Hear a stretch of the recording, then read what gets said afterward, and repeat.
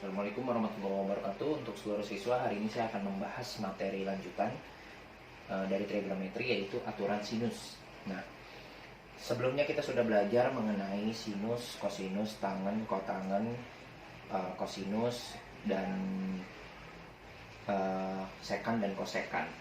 Nah, di samping itu semua, kita membahas di sini ada aturan sinus. Nah, aturan sinus di sini dipakai hubungan antara perbandingan panjang sisi dalam segitiga dengan sudut-sudut segitiga yang ada di sinus tersebut. Nah, di dalam aturan sinus di sini, ini akan bisa dipakai kalau gambarnya bentuk segitiga sembarang. Jadi kita tidak bisa membandingkan seperti rumus sinus yang demi, kosinus, sami, dan seterusnya. Itu kan berguna untuk segitiga sama kaki, segitiga sama sisi, ataupun segitiga siku-siku. Tapi di sini dia lebih ditekankan dalam segitiga sembarang. Nah, saya kasih contoh gambar segitiga sembarang, di mana ada sudut A, ini sudut A, ini sudut B, ini sudut C. Sudut B ya itu berada di sisi B. Sisi B itu adanya di sisi AC. Ya, jadi dia sudutnya tuh sehadap dengan si sudutnya B. A juga sama, C juga sama. Jadi dia berhadapan. Ya, jadi sudut A berhadapan dengan A. Sudut B berhadapan sudut B, C dengan C.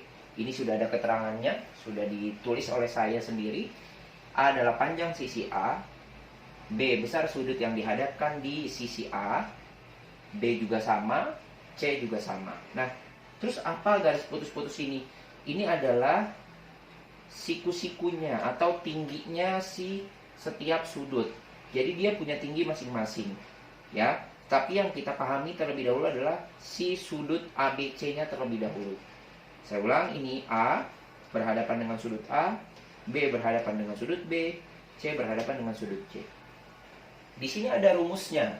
Rumus dari aturan sinus adalah sisi A itu berbanding dengan sin A. Ya. Sisi A akan berbanding dengan sin A, sisi B akan berbanding dengan sin B, sisi C berbanding dengan sin C. Nah, dalam bentuk aturan sinus yang namanya perbandingan itu hanya dua bentuk. Bisa ini dengan ini, satu, ini dengan ini, dua, atau ini dengan ini, tiga. Jadi bisa komposisinya bisa sin A dengan sin B yang dibandingkan, sin B dengan sin C yang dibandingkan, atau sebaliknya. Tapi bisa nggak tiga-tiganya? Kemungkinan kecil tidak, tetapi yang namanya perbandingan itu pasti dia dua komponen, yaitu A atau A dengan B, A dengan C, atau B dengan C. Nah, dalam posisi aturan sinus di sini, dia harus dua komponen diketahui. Tidak boleh satu aja. Jadi dua-duanya, misalnya ini diketahui, yang ini diketahui, ini tidak, maka ini yang dicari. Untuk lebih jelasnya, saya akan membuat contoh soalnya.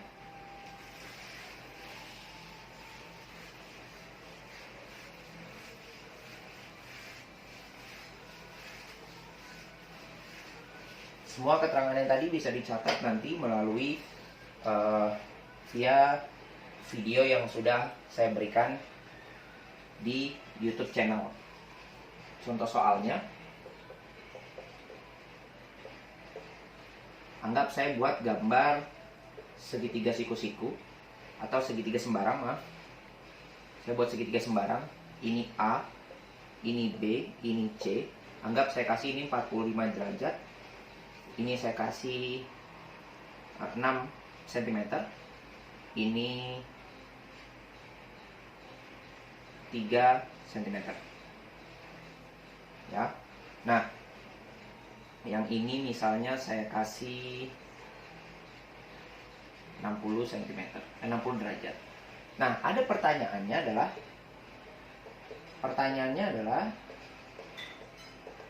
yang pertama, yang A, tentukan panjang AC. AC berarti ini.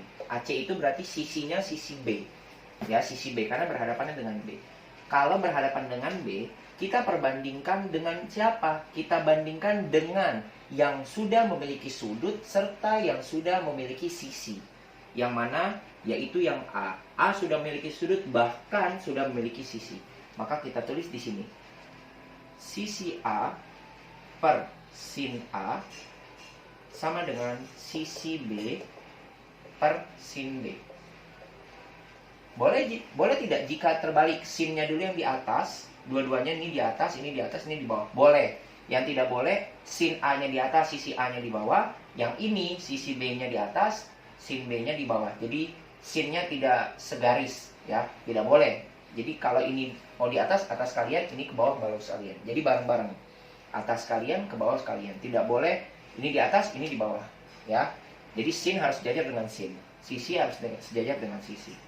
Nah, sisi A di sini sudah ada 6 cm.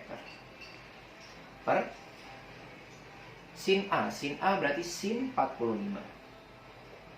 Sama dengan sisi B, tetap sisi B, per sin 60 derajat. Sudah kita kalikan silang. Ya, ini pernah kita pelajari di SMP sebenarnya. Sin 60 derajat dikali 6 cm sama dengan sin 45 derajat dikali sisi B.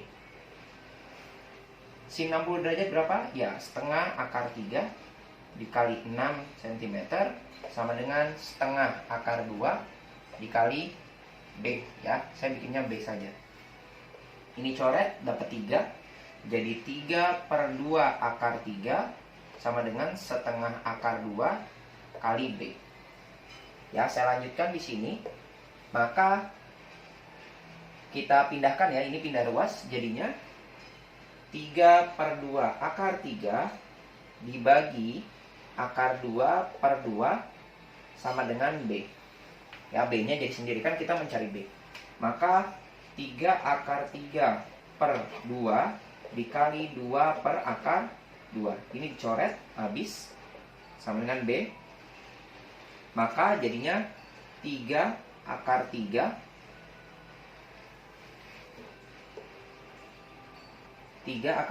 per akar 2. Ingat, dalam rasional kita harus merasionalkan, jadinya akar 2 per akar 2 agar tidak memiliki akar di dalam penyebut. Maka di sini 3 akar 6 per 2 atau sama dengan 3/2 akar 6 cm. Ini jawabannya. Ya, saya ulang. Dari sini langsung diarahkan ke sini perhitungannya. Langsung dilanjutkan ke sini. Jadi ada jawabannya. Jadi 3/2 akar 3 setengah. Ini dipindah ruas. Pindah ruas jadi pembagian. Karena awalnya posisi perkalian, dipindah jadi pembagian. Ini dibalik, dicoret. Jadi 3 akar 3 per akar 2. Harus dirasionalkan karena penyebut tidak boleh akar. Jadi harus dikalikan akar 2 sama akar 2. 3 akar 3 kali akar 2, 3 akar 6. Akar 2 kali akar 2, 2. Atau akar 4 sama dengan 2. Maka hasilnya 3 akar 6 per 2 boleh. Atau biasanya di dalam pilihan-pilihan itu dia terpisah. Jadi 3/2 akar 6. Ini jawaban yang A. Pertanyaan yang kedua adalah, saya tulis dulu ya. Di sini jawabannya 3/2 akar 6. Ya, bisa dilihat nanti jika ingin ditanyakan, dipersilakan. Nah, pertanyaan yang saya buat lagi adalah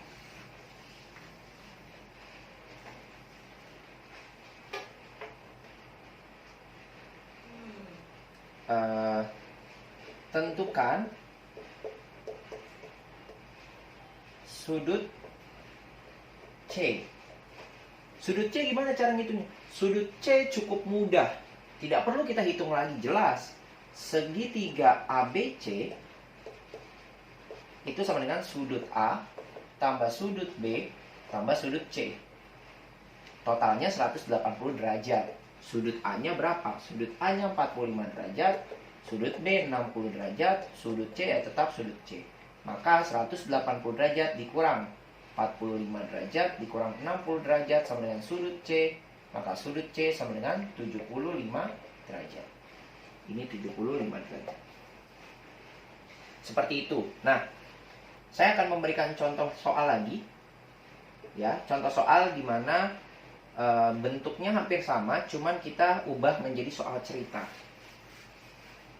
Ya, kita mengubah menjadi soal cerita. Contoh soal yang kedua.